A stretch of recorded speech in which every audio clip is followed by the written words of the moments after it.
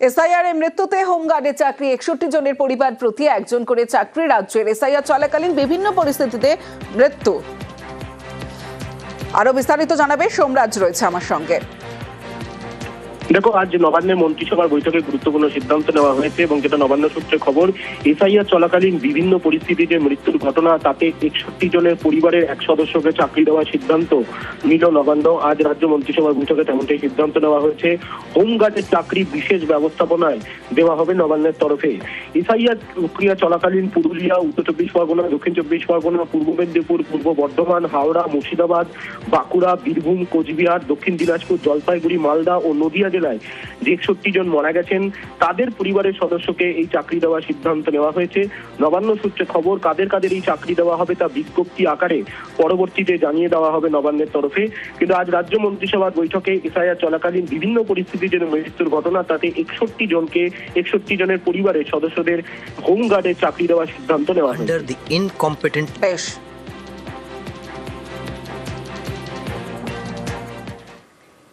ফের তৃণমূলের নিশানায় কমিশন। 4 ব্যর্থতা তুলে ধরে নির্বাচন কমিশনকে আক্রমণ তৃণমূলের দাবি, লজিক্যাল ডিসক্রিপেন্সিতে 1,36,00,000 ভোটারকে যথেচ্ছভাবে চিহ্নিত করা হয়েছিল, আর তার মধ্যে 50 লক্ষ মামলা এখনো বিচারাধীন। এটা কমিশনের ব্যর্থতা বলে অভিযোগ তৃণমূলের, যেখানে লজিক্যাল ডিসক্রিপেন্সিতে 1,36,00,000 ভোটারকে যথেচ্ছভাবে চিহ্নিত করা হয়েছিল এবং শুধু তাই নয়, তার মধ্যে 50 লক্ষ মামলা এখনো বিচারাধীন। এটা কমিশনের ব্যর্থতা বলে অভিযোগ। যদিও 250 জন বিচারক প্রত্যেকে প্রতিদিন 250 মামলা নিষ্পত্তি করেন, তবু বকেয়া মামলা সমাধানে কমপক্ষে 80 দিন সময় লাগবে। হাতে আছে মাত্র কয়েকদিন। এসআইআর প্রক্রিয়া সম্পূর্ণ করতে সুপ্রিম কোর্টকে হস্তক্ষেপ করতে হয়েছে। নির্বাচন কমিশন বিজেপির নির্দেশে চলতে গিয়ে একটা মেস তৈরি করেছে। আমরা কিন্তু এসআইআর এর বিরুদ্ধে নই, এসআইআর এর এই পদ্ধতিটার বিরুদ্ধে। এটা ভোটের আগে বাংলায় বৈধ ভোটারদের বাদ দেওয়ার জন্য বিজেপি জোর করে করালো। ওই সময় এটা হয় না, হতে পারে না। বিজেপি টার্গেট করে দিচ্ছে এত এত কোটি লোককে বাদ দিতে হবে। বিজেপি বলছে বাংলাদেশে পাঠিয়ে দেবো।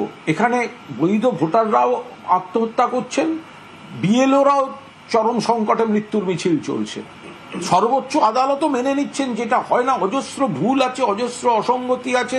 সেটাই আবারও চোখে আঙুল দিয়ে তৃণমূল কংগ্রেস দেখিয়ে দিয়েছে। কিসের কমিশনের ব্যর্থতা বা সার্থকতা? যতক্ষণ না ভোট হচ্ছে, যতক্ষণ না একটি নির্বাচকদের একটা পরিষ্কার পরিচ্ছন্ন ভোটার তালিকা আমরা যতক্ষণ না পাচ্ছি, ততক্ষণ সার্থকতা ব্যর্থতা এইসব নিয়ে আমরা কোনো কথাই বলবো না। কিন্তু একথা ঠিক, তৃণমূল কংগ্রেস এরা অন্তত একটা জিনিস পশ্চিমবঙ্গের কাছে, বাঙালির কাছে প্রমাণ করে দিতে সার্থকতা পেয়েছে, যে তারা পশ্চিমবঙ্গের বিরোধিতা করবে, গণতন্ত্রের বিরোধিতা করবে, সাংবিধানিক সমস্ত যেসব স্ট্রাকচার আছে সেগুলোকে ভেঙে গুঁড়িয়ে দেবে। এটাই তৃণমূল।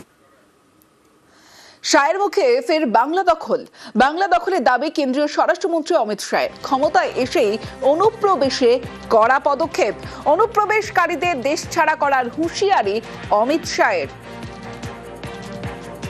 बंगाल में भी चुनाव है, मुझे पूरा भरोसा है कि इस बार भारतीय जनता पार्टी की सरकार बनने वाली है। भारतीय जनता पार्टी की सरकार का पहला एजेंडा रहने वाला है कि सीमा पर बाढ़ का काम समाप्त करना और एक एक घुसपैठिए को चुन कर देश के बाहर भेजना।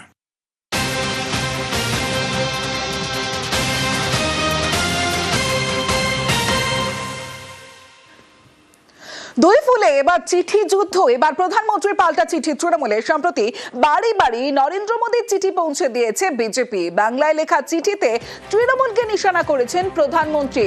রাজ্যের বাধায় কেন্দ্রের প্রকল্প থেকে বাংলাকে বঞ্চনার অভিযোগ, দুর্নীতি, তোষণ, অপশাসনের অভিযোগে তৃণমূলকে চিঠিতে তোপ বিজেপির। অনুপ্রবেশ নিয়েও মোদীর চিঠিতে তৃণমূলকে কড়া আক্রমণ। দুই ফুলে চিঠি যুদ্ধ, বিজেপির বিরুদ্ধে পাল্টা প্রচারে চিঠি তৃণমূলেরও। রাজ্যে প্রাপ্য 2 লক্ষ কোটি টাকা আটকে রাখার অভিযোগ কেন্দ্রের বিরুদ্ধে। এসআইআরে একের পর এক মৃত্যু, হয়রানি থেকে ভোটে হার নিশ্চিত বুঝে নির্বাচন কমিশনকে ব্যবহারের অভিযোগ। পাল্টা চিঠিতে বিজেপিকে তোপ দেখেছে তৃণমূল কংগ্রেস।